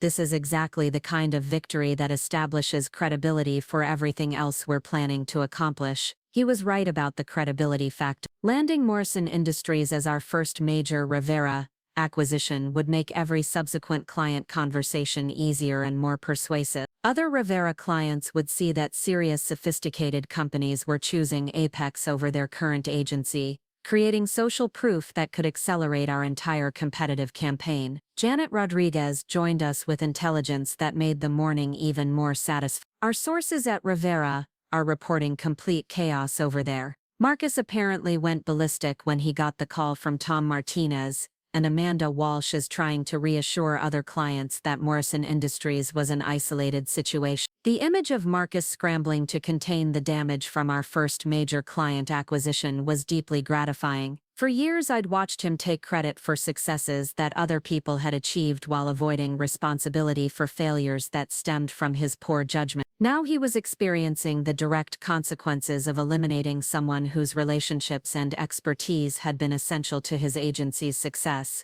My phone rang again, displaying a number I recognized as belonging to Patricia Wells, the CEO of Pinnacle Hotels. My heart rate accelerated as I answered, wondering whether she was calling to express interest in Apex's services, or to warn me away from pursuing her company's business. "Sarah, I hope you don't mind me calling directly, but I heard some interesting news about Morrison Industries this morning." Her tone was carefully neutral, but I could detect curiosity beneath the professional demeanor. "I was wondering if we might be able to schedule a conversation about Pinnacle Hotels agency relationships." The timing of her call couldn't have been better. Patricia Wells was essentially asking for the same kind of evaluation meeting that had led to Morrison Industries' decision to switch agency. The momentum from our first major victory was already creating opportunities with our second priority target, validating David's prediction that success would accelerate our timeline for additional client acquisition. We scheduled a lunch meeting for the following Tuesday at a discreet restaurant downtown. Patricia's preference for a private setting rather than a formal office presentation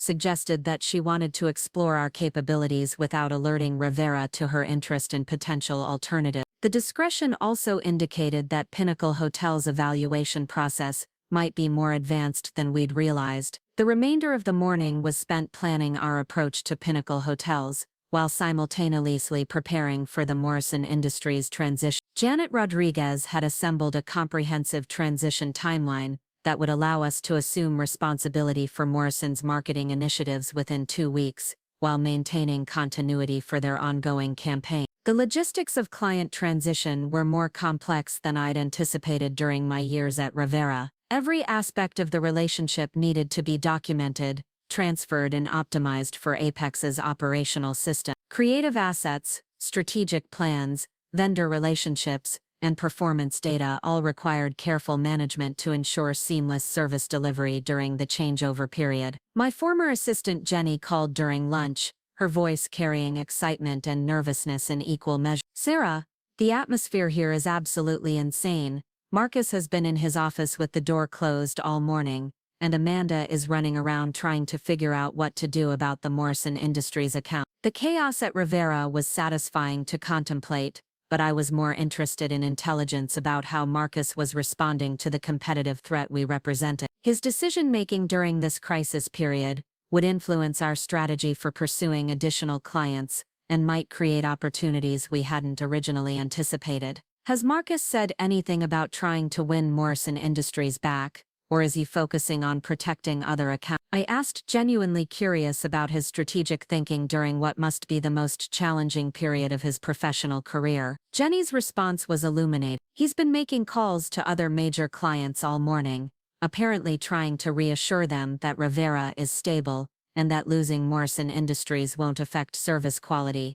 But people are asking questions about why Morrison left and whether other changes are coming." The defensive posture that Marcus had adopted was exactly what we'd hoped to provoke. By focusing his energy on damage control and client retention, he was essentially acknowledging that Rivera was vulnerable to additional defection. His reactive strategy would limit his ability to compete effectively for new business, while we systematically pursued his existing account. As the afternoon progressed, I began receiving calls from industry contacts who wanted to understand the competitive dynamics that were reshaping Chicago's advertising landscape. The Morrison Industries acquisition had sent ripples throughout the professional community, and people were speculating about whether this represented an isolated incident or the beginning of a broader trend. Michael Torres from Velocity Automotive was among the callers, his voice carrying the kind of careful curiosity that suggested he was conducting his own evaluation of agency relationships. "Sarah, congratulations on the Morrison Industries news. I'm sure you're thrilled to be working with them in your new capacity at APEX." The subtext of his call was clear. Velocity Automotive was another Rivera client who might be open to exploring alternatives, and Michael was fishing for information about Apex's capabilities and interest in pursuing his company's business. His indirect approach suggested that he was being cautious about his current agency relationship while quietly exploring options. We arranged a coffee meeting for later in the week, ostensibly to catch up on industry developments, but actually to discuss whether Apex might be a better fit for Velocity Automotive's evolving marketing needs. The pattern of client interest was exceeding our most optimistic projections, suggesting that Rivera's vulnerability was even greater than our intelligence had indicated. David called a strategy meeting for late afternoon to capitalize on the momentum from Morrison Industries and plan our approach to the growing list of client opportunities. The conference room filled quickly with senior Apex executives who understood that we were experiencing a pivotal moment in the agency's competitive positioning. The Morrison Industries acquisition changes everything, David began, his energy infectious as he outlined the implications of our success. We're no longer just talking about theoretical client opportunity. We've proven that major Rivera accounts are willing to move their business to Apex, and word is spreading throughout the market. Janet Rodriguez had prepared updated target lists based on the intelligence we'd gathered since my arrival at Apex. The original list of 17 potentially vulnerable Rivera clients had expanded to 23, with several companies actively reaching out to explore our capabilities rather than waiting for us to initiate contact. The acceleration of our timeline was both exciting and challenging. We'd originally planned to pursue Rivera's clients methodically over 6 months, allowing time for careful preparation and strategic positioning with each target. Now we were facing multiple simultaneous opportunities that required immediate attention and sophisticated resource allocation. Sterling Pharmaceuticals remained our highest value target, but the complexity of our situation required delicate handling.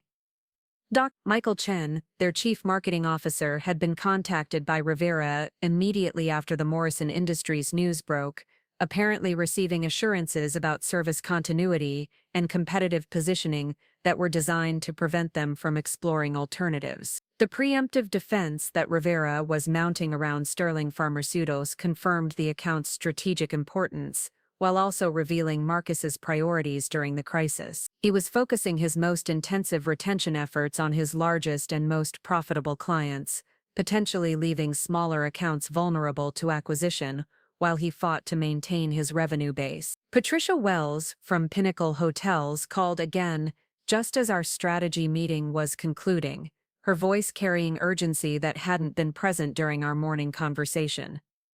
"Sarah, I've been thinking about our lunch meeting next week, and I'm wondering if we could move it up. Would tomorrow be possible?"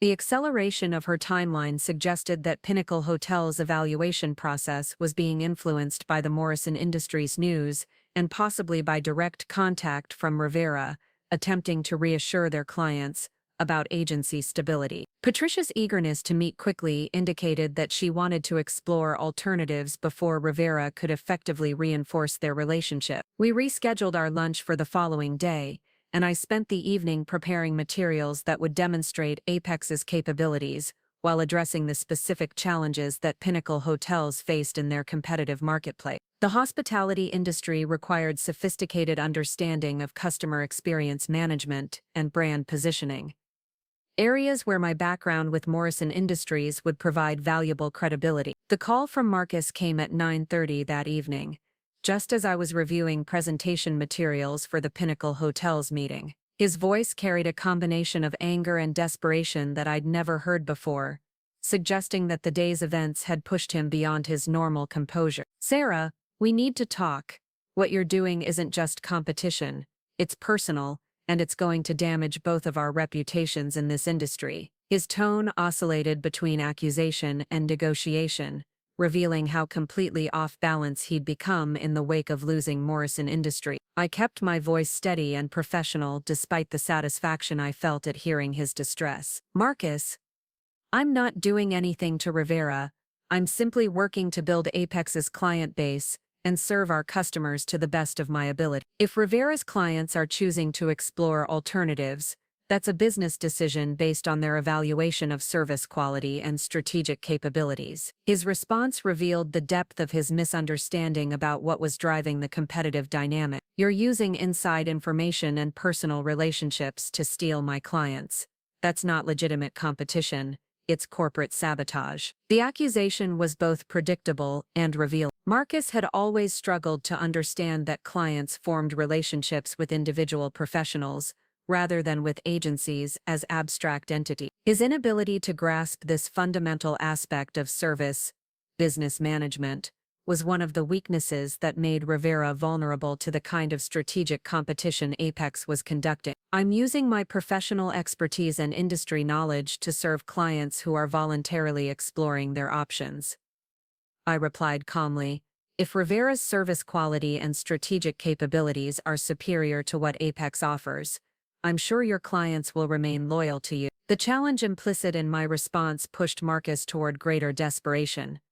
Look, I made a mistake with your termination. I was under pressure from the board about budget constraints, and I made a decision that I regret. Come back to Rivera and we can work something out that recognizes your contributions more appropriately. The admission of regret was gratifying, but the explanation was clearly fabricated. Rivera's financial performance had been strong when I was terminated, and Marcus had never mentioned board pressure during our termination meeting. His attempt to rewrite history revealed how completely he'd misjudged the competitive implications of his decision. I appreciate the offer, Marcus, but I'm very happy at Apex. The partnership structure here aligns with my career goals in ways that Rivera never could. My response was final without being hostile, making it clear that reconciliation wasn't possible while avoiding statements that might escalate the conflict unnecessarily. After ending the call, I reflected on how dramatically the power dynamic between Marcus and me had shifted in less than a week. He was now calling me in the evening, pleading for reconciliation and offering concessions that would have been unthinkable during my employment at Rivera. The reversal was complete and deeply satisfying.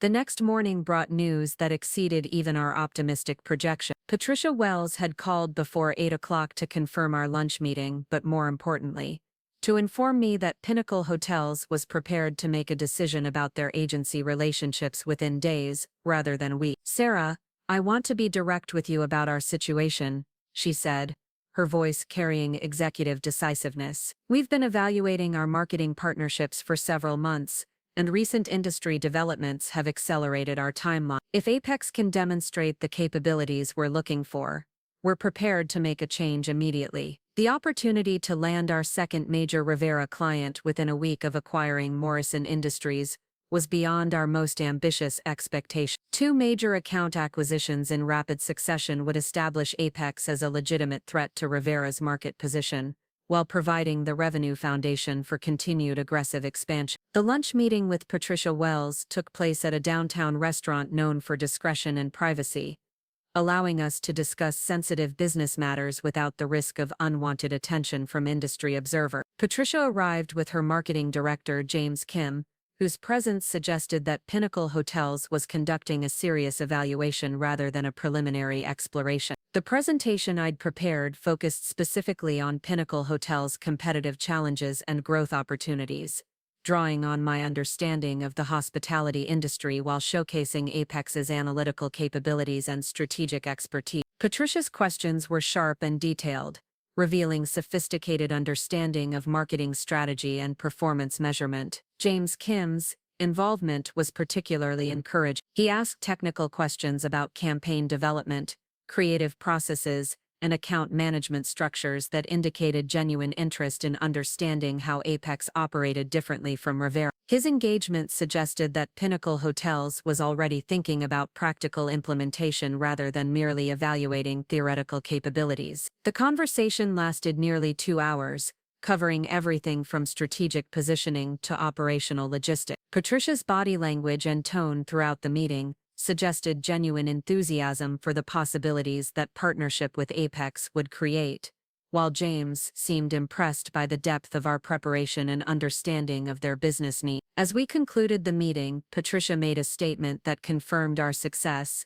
This has been exactly the kind of strategic discussion we were hoping to have. James and I need to have some internal conversations, but I expect we'll be ready to move forward with Apex very quickly. The drive back to our offices felt like another victory celebration, but with the added weight of understanding that we were approaching a tipping point in our competitive campaign against Rivera. 2 major account acquisitions would represent nearly $4 million in annual revenue shifting from Rivera to Apex, a loss that would seriously damage Marcus's agency while establishing our firm as the dominant player in Chicago's marketing landscape. David was waiting with champagne when I returned, having somehow anticipated the success of our Pinnacle Hotels meeting based on the duration and Patricia's follow-up call to schedule additional conversations with other Apex executives. The celebration was brief, but meaningful, acknowledging that we were achieving something remarkable while recognizing that our work was far from finished. The call from Patricia Wells came that afternoon, barely 6 hours after our lunch meeting had concluded. Her voice carried satisfaction and decisiveness as she delivered news that would reshape the competitive landscape of Chicago's advertising industry. Sarah, Pinnacle Hotels has decided to partner with Apex Marketing Group as our primary agency effective immediately. We'll be terminating our relationship with Rivera Creative Solutions and transitioning all our marketing initiatives to your team. The second major client acquisition in a single week represented a complete validation of our aggressive competitive strategy while dealing what might be a fatal blow to Rivera's market position. Marcus had now lost 2 major accounts to his former employee within days, creating industry buzz and client uncertainty that could accelerate additional defection. As I ended the call with Patricia Wells, I realized that Marcus Rivera's decision to terminate me hadn't just been a personal betrayal. It had been a strategic catastrophe that was transforming the competitive dynamics of Chicago's advertising industry while proving that his judgment was fundamentally flawed in ways that extended far beyond personnel management. The momentum we'd built was becoming self-sustaining, with each client acquisition making the next one easier and more likely. Rivera Creative Solutions was no longer just losing individual accounts, they were losing their reputation for stability and strategic leadership, creating vulnerabilities that would be increasingly difficult to address through traditional competitive responses. The emergency board meeting at Rivera Creative Solutions was scheduled for Friday morning, exactly 1 week after I'd walked out of their offices with a termination letter. Jenny's text message the night before had been brief but telling. Board called emergency meeting, Marcus looks terrified. Amanda hasn't been seen all day. I was reviewing quarterly projections in my Apex office when David burst through the door, his expression a mixture of excitement and disbelief. You need to see this, he said, pulling up a news article on his tablet. The headline made my pulse quicken.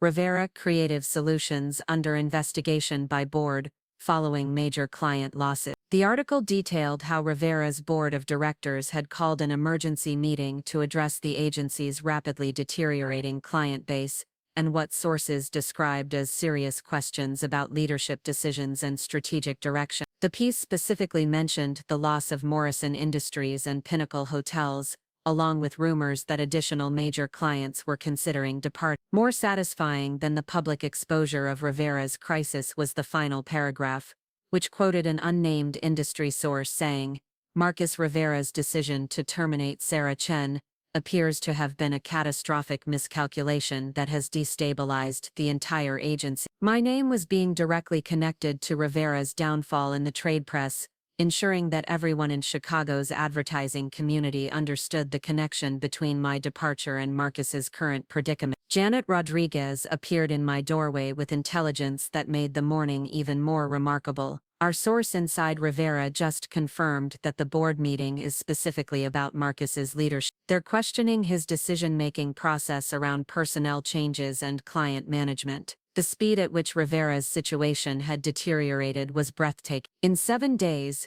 Marcus had gone from confidently eliminating what he saw as a problem employee to facing questions about his fundamental competency as an agency leader. The board's intervention suggested that Rivera's financial position was deteriorating rapidly enough to threaten the agency's survival. My phone buzzed with a call from an unknown number. The voice that answered when I picked up was unfamiliar but professional. Chen, this is Robert Morrison from Rivera Creative Solutions Board of Directors. I was wondering if we might arrange a confidential conversation at your earliest convenience. The call from Rivera's board was unprecedented and deeply satisfying. Robert Morrison was essentially acknowledging that I held information or capabilities that Rivera needed to address their current crisis. The fact that a board member was reaching out directly suggested that Marcus's position was even more precarious than the news reports indicate. We arranged to meet that afternoon at a neutral location downtown. Robert Morrison's request for confidentiality indicated that he was operating independently of Marcus's knowledge, possibly as part of an internal investigation into the decisions that had led to Rivera's current difficulty. The meeting with Robert Morrison took place in the private dining room of an upscale hotel far from the advertising district where we might be recognized by industry colleagues. Morrison was a distinguished man in his 60s, with the bearing of someone accustomed to making difficult decisions about corporate leadership and strategic direction. Ms. Chen, I want to thank you for agreeing to meet with me under these unusual circumstances, he began, his tone respectful but serious. The board is conducting a comprehensive review of recent events at Rivera Creative Solutions, and your perspective would be valuable in helping us understand what has transpired. His approach was careful and diplomatic, but the subtext was clear. Rivera's board was building a case against Marcus and needed information about the circumstances that had led to my termination and the subsequent client exit. My response would potentially influence whether Marcus retained his position or was removed from leadership. I chose my words carefully, focusing on factual observations rather than personal grievances. Morrison, I can tell you that my departure from Rivera was sudden and unexpected, particularly given my role in developing many of the client relationships that the agency has recently lost. Morrison nodded thoughtfully. Can you elaborate on the specific circumstances of your termination? We're trying to understand the decision-making process that led to your departure. The opportunity to provide my perspective on Marcus's judgment was satisfying, but I remained professional in my response. I outlined the events of my termination meeting, emphasizing the lack of performance-related justification and the timing relative to major client presentations. Morrison's questions suggested that he was already aware of Amanda's promotion and the suspicious timing of these personnel changes. One final question, Ms. Chen. In your professional opinion, were the client losses that Rivera has experienced directly related to your departure, or were there other factors that contributed to these account defections? The question gave me an opportunity to deliver a measured but devastating assessment of Rivera's client relationship management. Mr. Morrison, client relationships in this industry are built on personal trust and demonstrated competence. When clients see valued team members eliminated without clear business justification, it raises questions about an agency's stability and judgment. Morrison thanked me for my time and discretion, confirming that our conversation would remain confidential while the board completed their evaluation. As we parted ways, I understood that Marcus's fate was likely already sealed, and that Rivera's board was simply gathering the information they needed to justify a leadership change. The rest of the afternoon passed in a blur of client calls and strategic planning meetings. Sterling Pharmaceuticals had finally agreed to a presentation meeting for the following week,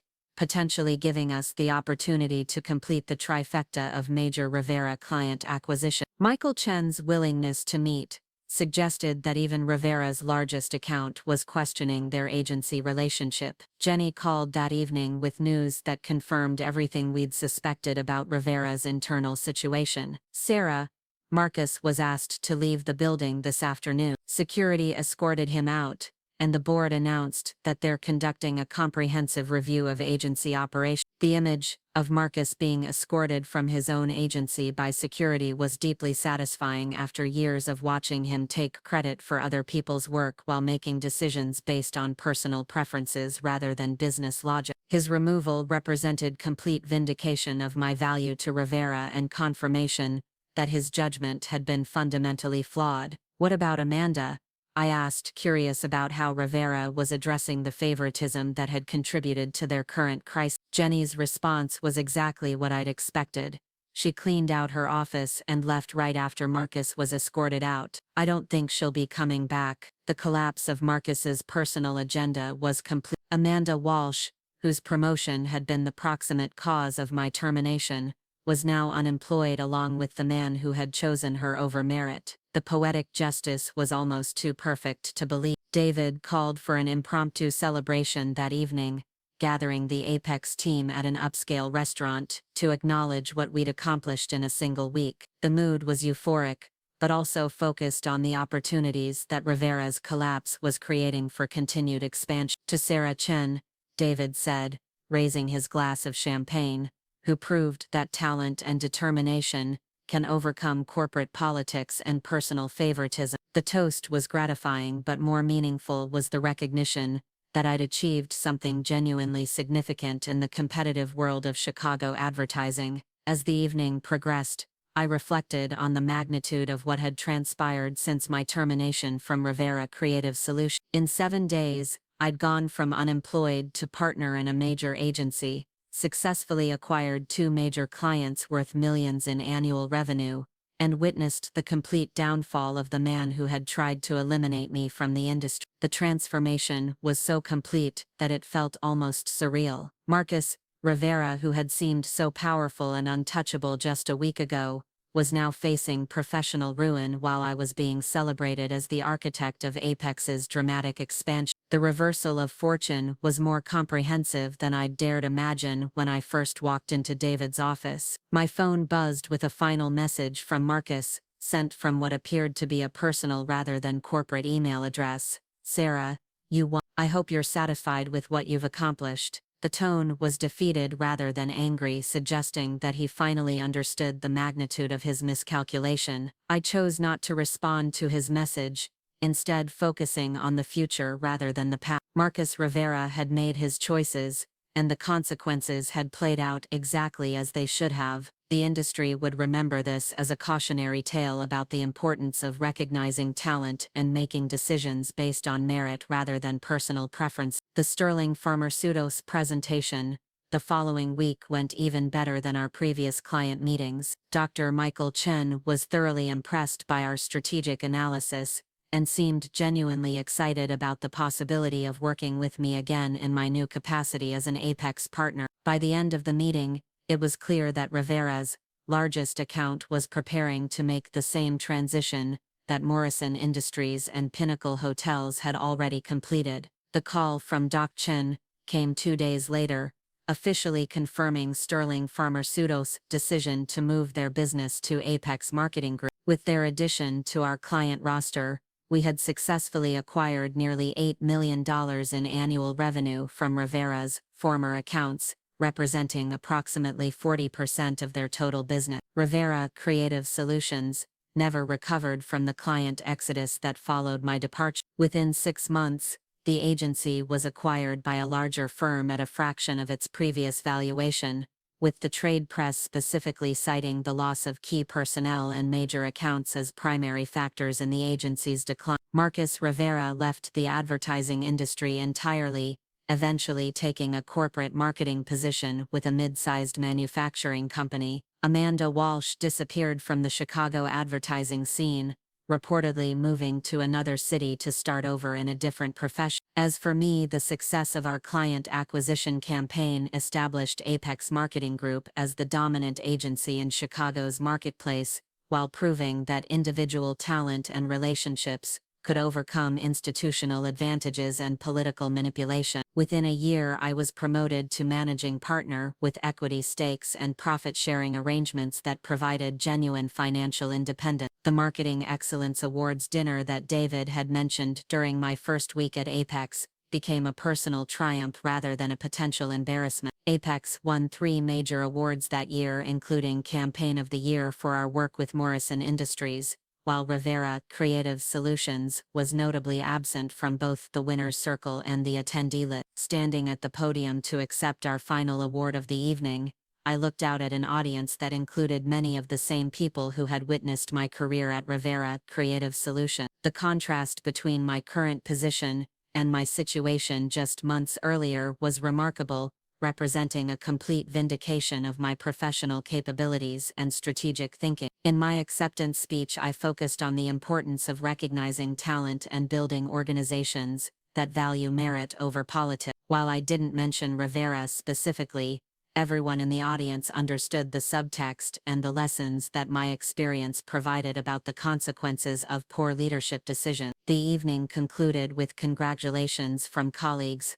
throughout the industry, many of whom commented on the remarkable transformation that had taken place in such a short period. The consensus seemed to be that my success at Apex had demonstrated the importance of finding organizations that truly value individual contributions and strategic thinking. As I drove home from the awards ceremony, I passed the building that had once housed Rivera Creative Solutions. The space was now occupied by a different company entirely, with no trace remaining of the agency where I'd spent 7 years building someone else's dreams. The sight of that empty space confirmed that justice had been served in the most complete way possible. Marcus Rivera had thought he was eliminating a problem employee when he handed me that termination letter. Instead, he had set in motion a chain of events that would cost him everything he'd worked to build while elevating me to heights I'd never imagined possible. The story of my transformation from terminated employee to industry leader became something of a legend in Chicago's advertising community,